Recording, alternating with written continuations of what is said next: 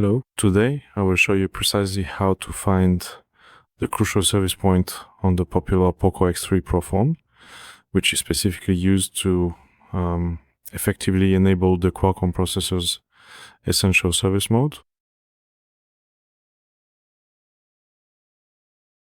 We start by heating up the entire back cover all around, because we need to detach it from the rest of the phone.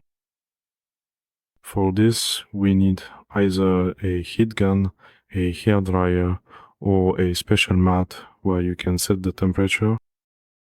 I use the mat, heat it up all around. Once heated for a few minutes, pry up the side of the back cover here, and the whole panel comes off.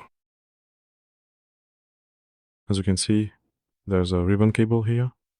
So when prying off the entire back panel, you have to be careful not to tear the cable. Other than that, there are no additional components anywhere else here. Once that's done, we need to unscrew all the screws that are in the casing here. For this, we just need a regular PH00 Phillips screwdriver.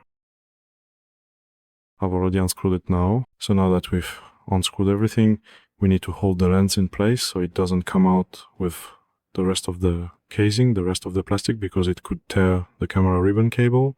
So we hold the lenses, pull on this ribbon, and it comes off, allowing access to the phones inside.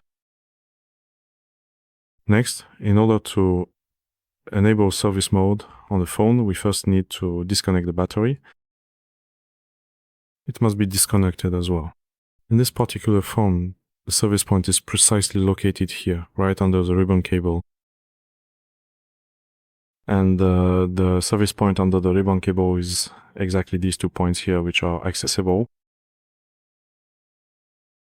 Here and here, we need to short these 2 points. After shorting them, we have to put the ribbon cable back on. We either need to run the wires out ourselves, or simply use a special metal part that will short these points for us under the ribbon cable that comes from the connector. Once we have these 2 points connected, that is, they're making contact and the ribbon cable is attached, because it has to be attached, since without it there will be no USB communication. First we plug in the battery, then we connect the phone cable, and then on the computer a Qualcomm device will appear, and that's how we'll know we're in service mode. That's all for today.